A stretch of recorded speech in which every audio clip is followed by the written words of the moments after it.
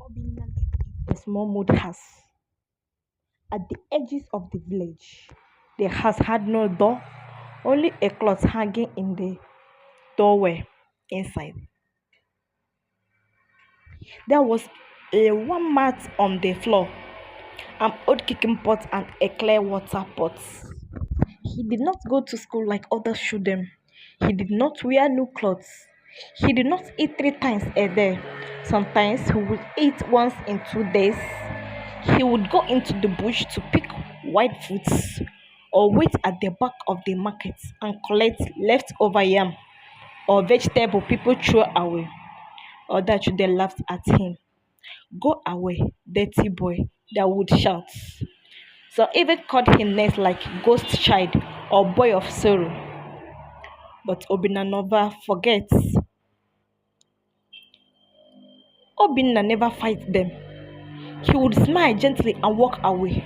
Deep inside, he was sad, but he had no one to tell his pain. He would sit under a big mango tree at night and talk to the moon. One evening, when the sky was turn red, a kind old man named Ifoma passed by and saw Obinna trying to eat a raw cassava root. My child, she said, you will hurt your stomach. She took him to her house and gave him a bowl of hot yam porridge. Obinna ate with tears in his eyes.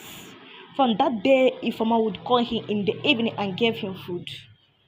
She was a poor widow, but she said, even if I have little, I can share it. Obinna helped her sweep the compound, wash plates, and fetch firewood. She liked him very much, but she was old and sick. Sometimes you remind me of my son who lost years ago. She said one day, Obinna smiled, and you remind me of my mother I never knew. There was a rich man in the village called Chief Okenze. He had lands, houses, and many workers, but he was very proud and wicked. One day, he came to Ifoma's compound and said the land belongs to his grandfather. You have 2 weeks to leave this place, he shouted. Ifoma begged, please, this is my home. I have lived there for 40 years. Chief Okeze did not listen. When he left, Ifoma sat on the ground and cried. Ubna held her hand. I will fight for you, he said. She looked at him and smiled sadly. You are just a boy. But Obina was not just any boy. He was a boy with a heart of a full fire. The village elders called a meeting under a big tree in the village square. Chief Okeze came with pepper and loud words. He pointed to Ifoma's house on a map. But suddenly, a small voice broke the noise. Please, may I speak? Obina stood up from the crowd. Everyone turned and shared. A boy at a village meeting. The elders laughed. Sit down, child. But no one elder said, let the boy speak. Obina stepped forward. I have lived with Ifoma. She is kind. She helps people. She is old. If you take her house, where will she go? Chief Okeza had many lands. Why take from the weak? The village was silent. Even Chief Okeza looked surprised. Then one old woman shouted, the boy speak truth. Others nodded, yes, we support him. The elders looked at Chief Okeze. Return the land, you have enough. That day, Obina saved Ifoma's house with just his words. After the meeting, many people in the village began to see Obina differently. He is not just a poor boy. They said he is wise. The headmistress of the village school heard the story and came to see Obina. Come to school, he said, I will give you a place. Obina smiled, but I have no shoes, no books. The headmaster smiled back. You have a brain, that is enough. Ifoma gave him her let's son school bags and sandals.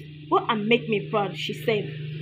Obina began school. He studied hard. Even at night, with the moonlight, he became the best student in the school. When Obina turned 14 years, there was a big exam for all the village children. The winner would get a scholarship to the city. Everyone said Chief Okeze's son Arinze would win. He had private teachers and rich clothes, but Obina was quiet and focused. The day of the exam came. Obina wear his cleanest shirt. He sits in the front and writes with all his heart.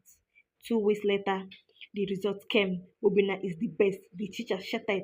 People clapped. Even those who one laughed at him cheered. Chief Okeze frowned. That bush boy beat my son, but the elder smiled. He is not a bush boy, he is our pride. Obina went to the city to study life with hard, but he never gave up. He worked part time in a bookshop and studied at night. Years passed, Obina became a teacher. Then he became a school owner. Then he built a small hospital in his village. One day he came back to the village in a car. The children ran after him. Women danced. Old men raised their hands in prayer. Ifomana, weak and always blind, touched his face and smiled. My son, you can come back. The boy, who became a father to many, Obina built a house beside him, Ifoma's old house. He opened a home for orphanage and a poor children. Every morning he told them stories. I was once like you. I had no mother, no father, but I had hope. He gave them food, clothes, and education. One small boy asked Uncle Obina, are you our father? Obina smiled and said, yes, I am.